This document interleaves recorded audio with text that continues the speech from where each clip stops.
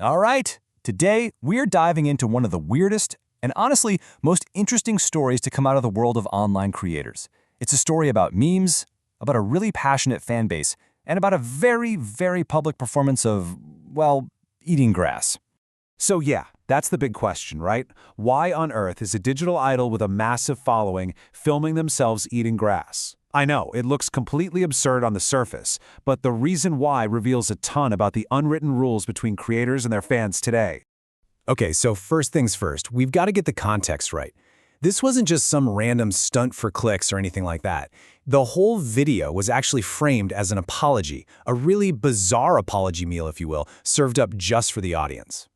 And here's the thing, the source material we're looking at calls this whole video humorous and low stakes. That's so key. It wasn't some genuine, serious punishment or a creator groveling for forgiveness. The whole vibe was meant to be lighthearted, turning what could have been a point of tension into this piece of shared fun that everyone could be in on. So this act of eating grass, it basically turned into a kind of ritual. This performative meal was designed for one reason and one reason only, to satisfy what the audience was asking for. You see, this wasn't about feeling sorry for something. It was all about fulfilling a very specific and, yeah, very strange request that came directly from the community. So you're probably wondering, where did this whole eat grass thing even come from? It's not like it just popped up out of nowhere. No, this whole event was actually the grand finale of a long-running inside joke, a community meme that had really taken on a life of its own. And when I say long-running, I mean it. Our source calls it a persistent fan request. For ages, you'd see it in comment sections, in live chats, everywhere. The community just kept demanding that this creator eat grass. It became this playful little mantra, a real cornerstone of their fan culture. And this slide right here, it just lays out the core conflict perfectly. On one side, you've got the fans with this one relentless meme-driven demand, eat grass. But on the other side, the creator wanted his character's whole story to be about trying to focus on himself. So how in the world do you bridge that gap between a silly meme and a serious character story? And this is where you can really see how smart the creator was about this whole thing.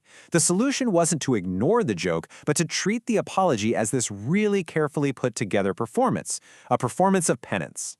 So to really help us wrap our heads around this, let's introduce a term. And it sounds a little academic, but stick with me here. Gastronomic penance. It's this idea of eating something totally bizarre, not because you're hungry, but to satisfy a kind of ritual demand from your online audience. It might sound a bit fancy, but it perfectly explains the absurdity and the purpose of what was happening. The video itself is structured so brilliantly, like a little 3-act play.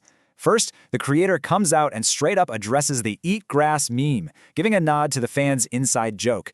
Second, they actually do it. They perform the penance. But then, and this is the genius move, they immediately pivot and use that moment to push their own personal story forward.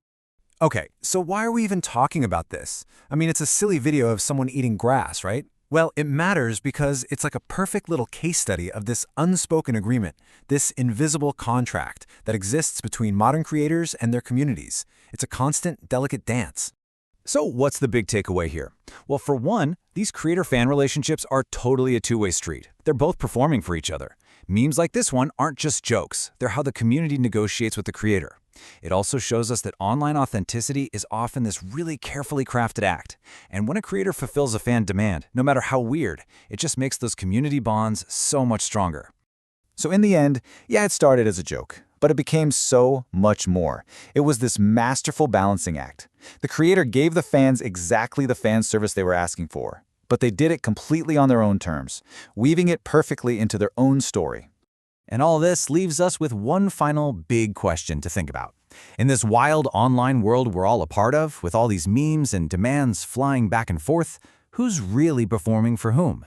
Is the creator performing for the audience, or is the audience actually performing its role for the creator? Definitely something to chew on.